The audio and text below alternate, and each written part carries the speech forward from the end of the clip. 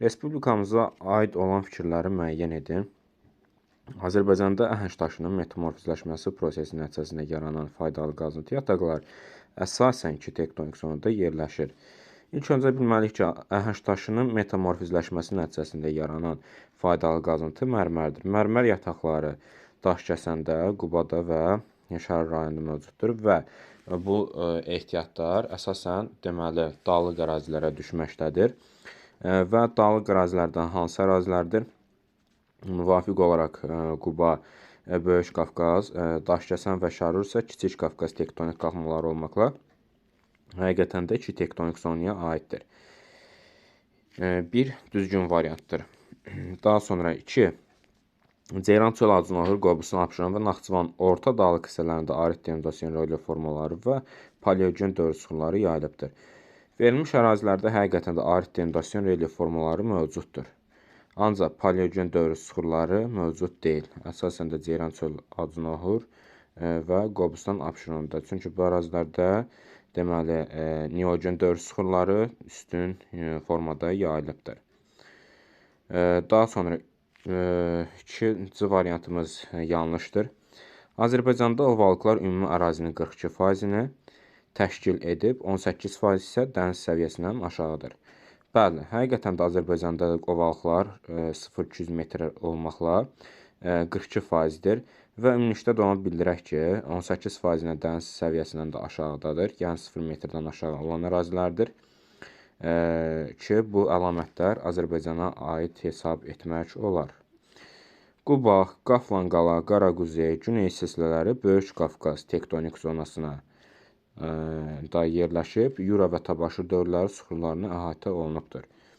Bilmək lazımdır ki, Qaflanqala silsiləsi Böyük Qafqaz deyil, Kiçik Qafqaz tektonik qalxma zonasına aid olan bir silsilədir. Deməli, buna görə də bu variantımız yanlış hesab ediləcək. Talış dağları hündürlüyü 2500 metrdən az olub, vulkanogen çökmə süxurlara rast gəlinməkdədir. Bəli, bu fikir düzgündür. Talış dağlarının ən düz zirvəsi Kömürköy 2493 metrdən 2500 metrdən aşağıdır və bu hissələrdə Kiçik Qafqaz tektonik qalxmasına aiddir deyə vulkanogen çökmə süxurlar mövcuddur. Azərbaycanda yerləşən bütün dağlar alt damla gəlməsi mərhələsinə aid olub, yüksəkliyə doğru süxurların yaşı artmışdır. Azərbaycandakı dağlar alt damla gəlməsinə aiddir. Bəli, ancaq bu dağların hər bir hissəsi üçün yüksəkliyə doğru süxurların yaşı artması fikri yanlışdır. İstisna ərazi var ki, Qarabağ vulkanik yaylasıdır ki, bu yüksək dağlıq hissələrdə süxurların yaşı azalır. Yəni, bu hissədə vulkan püskürməsi nəticəsində 4-cü dövr süxurları formalaşıbdır. Ona görə də bu ifadə yanlışdır. 1, 3, 5 olmaqla düzgün variantımız B variantı təşkil etməkdədir. Cədvəldə verilmiş fikirlərin düzgün ardıcıllığını müəyyən edin. Yəni, doğrunun qarşısından doğru, yanlışın qarşısından da yanlış ifadələrini yerləşdirmək lazımdır.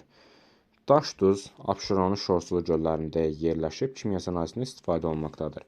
Abşeronun şorsulu göllərində, belə deyək, daş-duz deyil də çökmə duz yerləşməkdədir. Bunun üçün də biz bu hissəyə yanlışdır ifadəsini yerləşdirməliyik. Böyük Qafqaz dağları 3374 metr hündürlüklü zirvədən başlayaraq yastı yayla və alçaq sualtı tirələrlə Xəzər dənizinə keçir. Burada 3374 Tinov-Rosso zirvəsidir. Bu ifadə isə Tinov-Rosso zirvəsinə aid deyil də Babadağ zirvəsinə aiddir. Deməli, Babadağ zirvəsindən başlayaraq yastı yayla və alçaq sualtı tirələrlə Xəzər dənizinə keçir ifadəsi olsaydı daha düzgün olardı. Ona görə də buradakı boşluğa da müvafiq olaraq yanlışdır ifadəsini yerləşdirmək lazımdır. Azərbaycanda əksər dağ silsilələrinin hündürlüyü şimal-qərbdən cənub-şərqə doğru azalır. Bəli, bu ifadə düzgündür. Əsasən də Böyük Qafqaz dağlar üçün səciyyəvidir ki, bu dağlar şimal-qərbdən cənub-şərqə, yəni Xəzər dənizinə doğru hündürlükləri azalmaqdadır. Naxçıvanın Araz boyu orta Araz düzənlikləri yüksəkliyi 600 metrdən çox olub, Araz Cavan platformasına aiddir. Bu düzənliklər deməli həqiqətən də 600 metr deməli yüksəkliyə malikdir. Ancaq bunların demək olmaz ki, hamısı Araz-Cavan platformasına aiddir. İstisnalar var. Yaycı və Ordubad düzləri, bəzən də Gülüstan düzünün bir hissəsini demək olar ki, Araz-Cavan platforması deyil də deməli Böyük Qafqaz tektonik qalxmasına aiddir. Bu hissəyə də yanlışdır ifadəsini yerləşdirməliyik. Ümumilikdə 3 yanlış və 1 doğru olmaqla deməli buna uyğun olan variantımız B variantı təşkil etməkdədir. Eyler-Venn diaqramına əsasən uyğunluğu müəyyən edin. Yaşma düzü və Naxçıvan düzü. Neogen dövrü süxurlar mövcuddur. Biz bu deməli geoloji xəritəyə baxsaq, Azərbaycan geoloji xəritəsinə baxsaq, bu ərazilərdə müəyyən qədər də olsa Neogen dövrü süxurlarını müşahidə edə bilərik. Tektonik qalxma zonasında yerləşməkdədir. Bu yaşma düzü üçün xarakterikdir, çünki yaşma düzü Böyük Qafqaz tektonik qalxma zonasına aiddir. Çayların gətirdiyi alluvial çöküntülər mövcuddur. Bu əlamət ən çox Naxçıvan düzünə aiddir. Çünki Araz çayı və Naxçıvan çayının gətirdiyi müvafiq olaraq alluvial çöküntülər mövcuddur. Abraziya prosesi səciyyəvidir. Abraziya dalğalarının fəaliyyətdir və Xəzər dənizi sahilində yerləşən yaşma düzü üçün xarakterikdir. Tektonik çökmə zonasına yerləşir və bu da deməli Naxçıvan düzü üçün xarakterikdir. Araz-Cavan platformasına aiddir. Birinciyə B-də, ikinciyə C-yi, üçüncüyə A olmaqla düzgün variantımız B variantı təşkil etməkdədir. 4. Uyğunluq pozulmuşdur bizdən hisslənilməkdədir. Dağ zirvələri verilibdir və müvafiq olaraq bunlara uyğun da dağ silsilələri təqdim olunubdur. Başlayaq birincidən. Dəli dağ deməli Qarabağ yaylasında yerləşir ifadəsi doğrudur və ən hündürdə zirvəsidir. Ancaq bizdən pozulan deməli ardıcılı istərdi. Biri götürmürük. Bazaryurt yan silsilədə yerləşir ifadəsi yanlışdır. Deməli, Bazaryurt Baş Qafqaz silsiləsində yerləşir. Yanlışı istədiyi üçün də ikincini götürürük. Dübrar silsiləsində yerləşir. Bəli, bu düzgündür. Ancaq bizdən yanlışı istəyir deyə götürmürük. Kəti dağ müvafiq olaraq bildirir ki, Qarabağ silsiləsində yerləşir. Onu bildirmək lazımdır ki, Kəti dağ Qarabağ silsiləsində deyil. Şərqi Göyçə silsiləsində yerləşməkdədir. Yanlışı istədiyi üçün 4-ü götürməliyik. Babadağ Baş Qafqaz silsiləsində yerləşir. Təbii ki də bizdən də yanlışı istəyir deyə götürmürük. Küküdağ deməli müvafiq olaraq Zəngəzur silsiləsində yerləşir bildirir. Küküdağ Dərəliyə silsiləsində yerləşməkdədir. Yanlışı istəyir deyə altında götürməliyik. 2-4 olmaqla ümumilikdə düzgün variantımız A variantı təşkil etməkdədir. Faydalı qazıntıların şərti işarələrinə əsasən cədvəldəki deməli doğru bəndi müəyyən edin. Bir alnitin şərti işarəsidir. Yüngül əlvan metal olub, Azərbaycanda dünyada birincidir. Həqiqətən alnit yüngül əlvan metal deməli sayılmaqdadır və Azərbaycan dünyada birinci yerdə deyil. Bu yanlış fikirdir. Yanlışın qarşısına da doğru verilibdir deyə deməli bu A variantı səhvdir. B. Civənin şərti işarəsidir. Kəlbəcərdə Göydərə ipək yataqlarıdır deyir. Xeyr, Göydərə və ipək yataqları deməli xromitin şərti yataqlarıdır. Xromitin yataqlarıdır. Burada da deməli yanlışdır. Qarşısına doğru verilib deyə B variantını götürmürük. C. Baritin şərti işarəsidir. Dərin neft quyularının qazılmasında istifadə olunmaqdadır. Bəli, düzgün fikirdir. Ancaq qarşısına yanlış qoyulub deyə biz bunu götürmürük. D. Seolit gilinin deməli şərt işarəsidir. Deməli Tovuzda Qaradağ yatağında ehtiyatları vardır.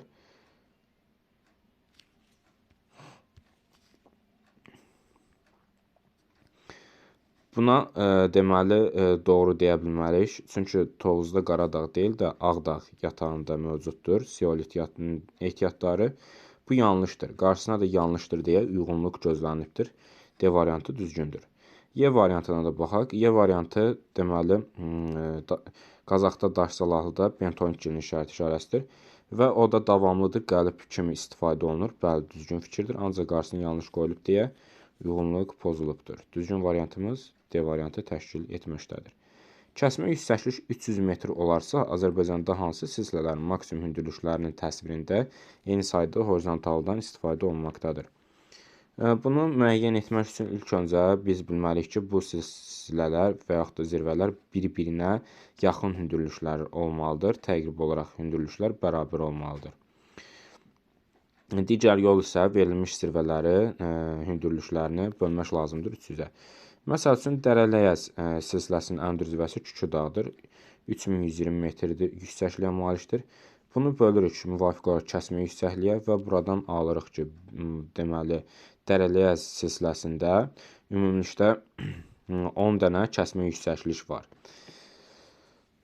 Deməli, yan silsilənin də ən hündür zirvəsi deməli Şah dağıdır. Deməli 4243 metrdir. Və bunu da 300-ə böldükdə burada arada yaranan fərq nisbətən böyük olmaqdadır. Yəni burada ümumilikdə alınır 14. 14 dənə deməli kəsmə yüksəkliyi var. Yəni bu avtomatik olaraq biz bildik ki, yanlışdır. Zəngəzur silsiləsi 3904 və Murovdağ silsiləsi Camışdağ 3724. Bunların da arasında hündürlük fərqi deməli nisbətən çoxdur. Və bu variantımızda gedir. Peştəsər və Bozdağ silsiləsi. Peştəsər silsiləsi müvafiq olaraq 2000 metr civarlarındadır. Bozdağ silsiləsi isə deməli müvafiq olaraq 500 metr civarlarındadır. Bunların arasında da hündürlük fərqi deməli çoxdur. D variantı Dübrar və Xocayurt silsiləsi. Müvafiq olaraq Dübrar silsiləsinin ən hündür zirvəsi deməli elə Dübrardır. 2205 metrdir. Bölürük 300-ə. Bu da müvafiq olaraq bizlərə 7 verir. Və eyni zamanda Xocayurtda 2389 metrdir. Biz də yenə 2389-u bölməliyik deməli 300-ə. Bu da yenə bizlərə deməli 7-ni verməkdədir. Yəni burada eyni sayda deməli kəsmə yüksəklikdən və yaxud da horizontaldan istifadə olunub deyə D variantı düzgündür. Şahdağ silsiləsində ən hündür zirvəsi Qocadağ 3316. Yan silsilədə isə müvafiq olaraq Şahdağ zirvəsidir və deməli 42-43, yəni 4243 metr hündürlüyə malikdir. Bunlar arasında da kəskin hündürlük fərqi mövcuddur. Deməli 7. Xəritə sxemdə mövcud olan deməli müvafiq olaraq A-dan B-yə doğru yerləşən ərazilərdə mövcud olacaq süxurları müəyyən edin. A nöqtəsi Xəzər dənizi sahillərindən yerləşir təqrib olaraq. B nöqtəsi isə müvafiq olaraq deməli Böyük Qafqazın yüksək dağlığındadır. Buna görə də biz A nöqtəsi Xəzər sahil ərazidə yerləşir deyə 4-cü dövrdən başlaya bilərik. Daha sonra bizi qarşılayır yüksək dalğa, orta dalğa doğru Neogen dövrü süxurları. Orada nisbətən yuxarıda Böyük Qafqazın cənub-şərqində Paleogen, Böyük Qafqazın orta dalında Tabaşir və yüksək dalında Yura dövrü süxurları mövcuddur deyə düzgün variantımız C variantı təşkil edəcəkdir. Azərbaycanda Kaynozoy erasına aid olan xüsusiyyətləri müəyyən etməyi bizdən istəyir. Bu eraya aid olan süxurlar Azərbaycanda düzənlik, dağ-təyi və yüksək dağlıq ərazilərdə yayılıbdır. Düzənlik ərazilərdə bəli, 4-cü dövr süxurları mövcuddur. Dağ-təyi ərazilərdə müvafiq olaraq Paleogen, Neogen dövr süxurları mövcuddur. Yüksək dağlıq ərazilərdə də bayaq dedik, Kiçik Qafqazın yüksək dağlığı, Qarabağ yaylasında da 4-cü dövr süxurları mövcuddur. Vulkan püskürməsi nəticəsində bir düzgün fikirdir. Bu ərazilərdə deməli Tets okeanının suları altında olubdur Azərbaycan əraziləri. Bu yanlış fikirdir. Kaynozoy erasında aid fikir deyil. Bu eraya məxsus dövrlərdən yayıldığı ərazilərdə bedlintlərə rast gəlmək mümkündür. Bedlintlər yararsız ərazilərdir. Deməli müvafiq olaraq bildirmək lazımdır ki,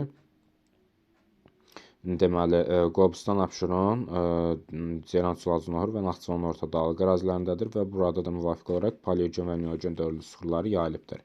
Ona görə də 3-cü fikir düzgündür. Süxurların yayıldığı ərazilərdə geotermik pillə əsasən böyük olur. Xeyr, bu yanlış fikirdir. Kaynozoy deməli dövrü cavan dövrdür və Azərbaycanda da deməli cavan ərazidir süxurların yaşı baxımından. Və cavan ərazilərdə də geotermik pillə böyük yox, kiçik olur. Yəni 33 metrdən az olur.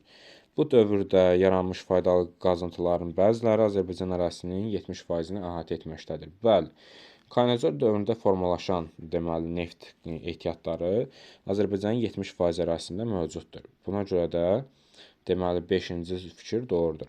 Gəlin Qaya, Böyük Şıqıl və Keyrək kimi vulkanların püskürməsindən vulkanik süxurlar yaranıbdır. Keyrəki bilmək lazımdır ki, palçıq vulkan olduğu üçün vulkanik süxur sayılmır. Ümumilikdə 1-3-5 olmaqla düzgün variantımız B variantı təşkil etməkdədir. 9. Xəritə sxemə əsasən göstərilmiş inzibati rayonlarda mineral blokların düzgün verildiyi bəndi müəyyən edin. 1. Şabran rayonları arasına düşür. 2. Gədəbəy, 3. Astara, 4 isə Babək rayonları arasına düşür. Çuxuryurt 1-in ərazisindədir deyil. Çuxuryurt Şamaxıdadır, Şabranda deyil. 2. Qalaltı Şabrandadır, bəli.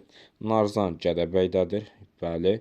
3. Aşağı Ağkörpü deməli Astaradadır, bəli. Vayxır isə Babəkdədir, bəli. B variantı düzgündür. Digər variantlarla da tanış olaq. 1. Qalaltı Şabrana düşür. 2. Slavyanka Gədəbəyə düşür. 3. Meşəsu İsmaillidadır.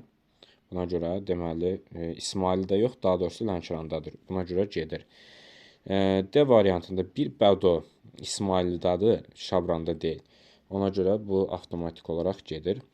Y. Birincidə Cimi deyir. Cimi Quban ərazisinə düşür. Bir də ki, Şabran ərazisi deyə Y variantı səhv hesab edilməkdədir. 10-cu. 22 dekabr tarixində günəş şüalarının deməli obyektin yerləşdiyi coğrafi enliyə düşmə bucağı müvafiq olaraq 25,5 dərəcədir. 3-cü və 4-cü saat qurşaqlarının sərhəddindən 5,5 dərəcə qərbdə yerləşən obyekt Azərbaycan xarici ölkələr sərhədində yerləşir. Verilmiş əlamətlər əsasən coğrafi obyektləri və sərhəd olduğu ölkəni müəyyən edir. İlk öncə biz günəş şüalarının düşmə bucağına əsasən, yəni 25,5 dərəcəyə əsasən deməli coğrafi enliyi tapaq. İlk öncə biz 90 dərəcədən çıxırıq verilmiş düşmə bucağını, yəni 25,5 dərəcəni. Bu da müvafiq olaraq bizlərə 64,5 dərəcəni verməkdədir. Daha sonra verilmiş dərəcəni, yəni 64,5-i bir dəfə 23,5 ilə toplayırıq. Bir dəfə isə deməli 23,5 ilə arasındakı fərqi tapırıq. Deməli topladıqda 64,5-i 23,5 ilə müvafiq olaraq 88 dərəcə verməkdədir. Və deməli çıxdıqda isə 64,5 ilə o da bizlərə müvafiq olaraq mənfi 41 dərəcəni verməkdədir. Burada mənfi 41 dərəcə nəyi bildirir? Əks yarımkürəni bildirir. Yəni əks yarımkürə də hara düşür? Əgər günəş 22 dekabrdadırsa, yəni cənub yarımkürəsindədirsə, mənfi 41 əks yarımkürə olaraq şimal yarımkürəsinə düşməkdədir. Və Azərbaycandan söhbət gedir burada. Deməli, Azərbaycan da şimal yarımkürəsində yerləşdiyi üçün bizə lazım olan deməli coğrafi enlik mənfi 41 olacaq, yəni əks yarımkürədəki 41 dərəcə. Deməli, bizim enliyimiz 41 dərəcəlik şimal enliyinə düşəcəkdir. Koordinat baxımından enliyimizi tapdıq. İndi deməli, keçək Azərbaycanın yerləşdiyi, daha doğrusu verilmiş obyektin yerləşdiyi coğrafi uzunluğun tapılmasına. 3-cü və 4-cü saat qurşaqlarının sərhəddindən 5,5 dərəcə qərbdə yerləşir bildirir. 3-cü və 4-cü saat qurşaqlarının sərhəddi müvafiq olaraq bilmək lazımdır ki, 3,5 ilə ifadə edib, daha sonra 15-ə vurmaq lazımdır. 1 saat qurşağı 15 dərəcə olduğu üçün, bu da müvafiq olaraq bizlərə 52,5 dərəcəni verməkdədir. 52,5 3,4-ün sərhəddini təşkil edir. Bəs deməli bu 52,5-dən 5,5 qərbə getdikcə hansı deməli coğrafi uzunluq etməkdədir? Bu da müvafiq olaraq bizlərə verməkdədir. Deməli 47 dərəcəlik deməli şərq uzunluğunu. 47 dərəcəlik şərq uzunluğunu. Bayaq bundan qabaq da biz müvafiq olaraq 41 dərəcə şimal enliyini müəyyən etdik obyektin.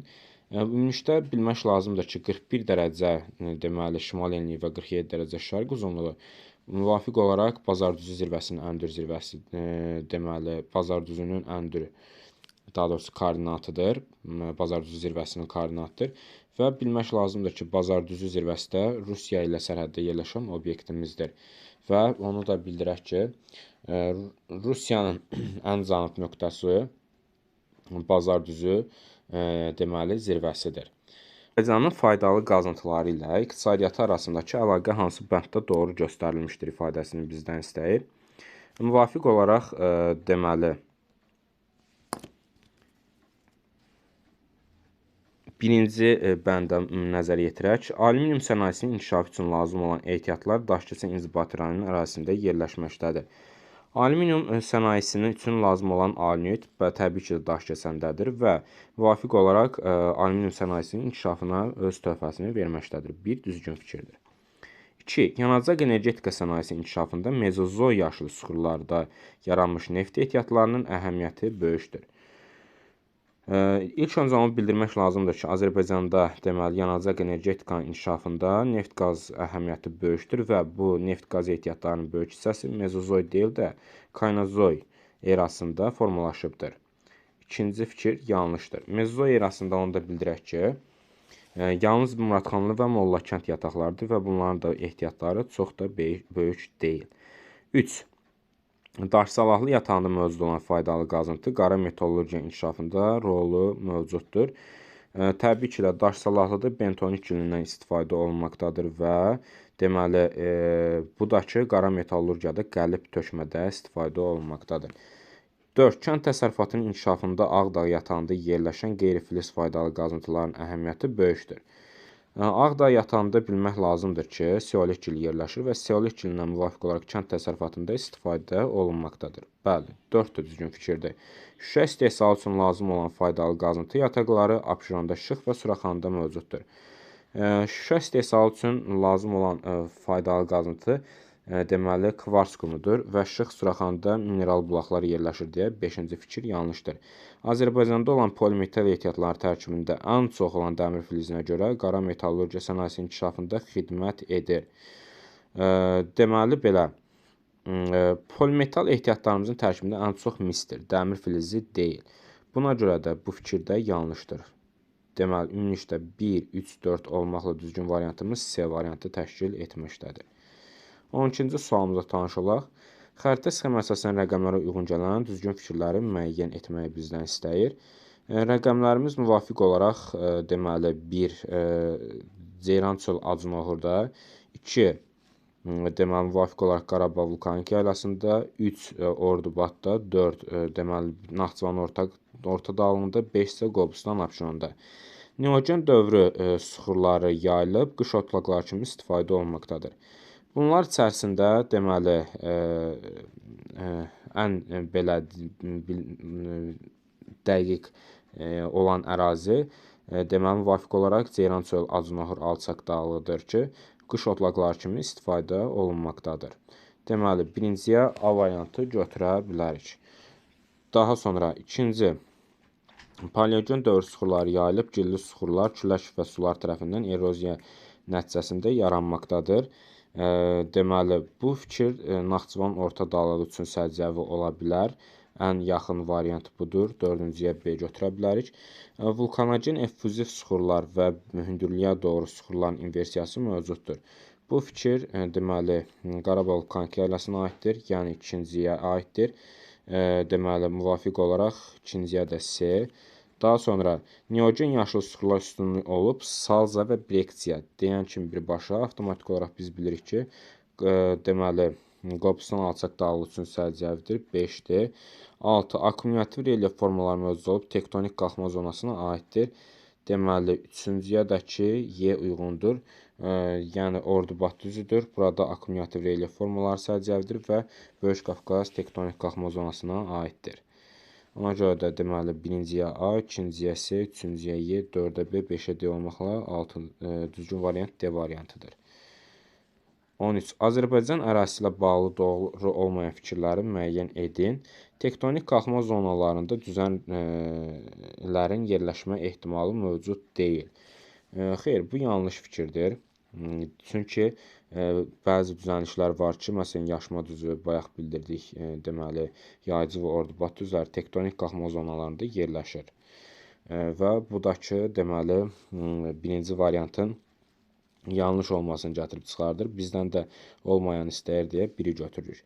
Qarayazı düzünün mütləq hündürlüyü Şirvan düzündən daha çoxdur. Bəli, Qarayazı düzü Kürün orta axarlarına düşür. Azərbaycan ərazisində Şirvan düzü isə daha doğrusu Qarayazı Azərbaycan ərazisində Kürün yuxarı axarlarına, Şirvan düzü orta axarlarına düşür. Bu düzgün fikirdir. Bizdən yanlışı istər deyə götürmürük. Azərbaycanda düzəliş və dağlar arasındakı sərhədlərdə termal və mineral blokların səthə çıxma ehtimalı böyükdür. Bəli, bu düzgün fikirdir. Dağlar və düzəlişlər arasında tektonik çatılar yerləşir və burada da müvafiq olaraq mineral və termal bloklar səthə çıxır. Bizdən də düzgün olmayan istəyi deyə bunu götürmürük. Azərbaycanda seysmik baxımdan fəal ərazidə yerləşir və geosiqnalın inkişafının 4-cü mərhələsində xarakterikdir. 4-cü mərhələ deyil də 3-cü mərhələ xarakterikdir Azərbaycan ərazisində. Yanlış fikirdir. Deməli, ona görə də yanlışı götürə bilərik. 4. Kiçik Qafqaz tektonik qalxma zonasında yerləşən bütün zirvələrdə buzlaqların fəaliyyəti nəticəsində yaranmış relief formaları var. Bu yanlış fikirdir. Çünki Kiçik Qafqaz tektonik qalxma zonasına aid olan Talış dağlarının hündürlüyü azdır deyə burada buzlaq relief formalarına rast gəlinmir. 5 də yanlışdır deyə götürürük. 130-250 milyon il əvvəl Azərbaycan indiki ərazisi Ters okeanın suları altında olmuşdur. Bəli, bu düzgün fikirdir. Deməli, ancaq bizdən düzgün olmayan istər deyə götürmürük. Ümumilikdə 1, 4, 6, 5 olmaqla düzgün variantımız A variantı təşkil etməkdədir. Deməli, Vətən müharibəsindən sonra geri qaytarılmış ərazilərdə yerləşən faydalı qazıntı növlərinə aid deyil ifadəsidir. Müvafiq olaraq bir qızılın şərt işarəsidir və qızıl ehtiyatları deməli Qarabağ zonasında mövcuddur. Kəlbəcərdə və eyni zamanda Zəngilanda. Bizdən də deyil istədiyi üçün biri götürmürük. Deməli 2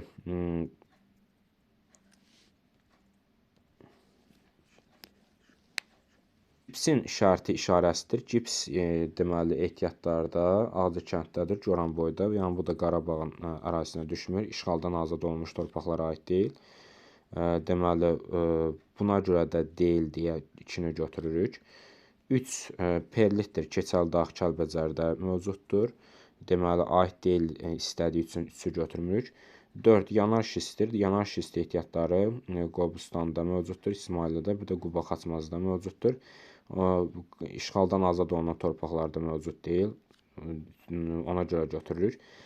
5. Müvafiq olaraq neftin şərti işarəsi və bildirə bilərik ki, neft ehtiyatları işğaldan azad olunmuş ərazilərdə mövcud olmayıbdır. 6. Deməli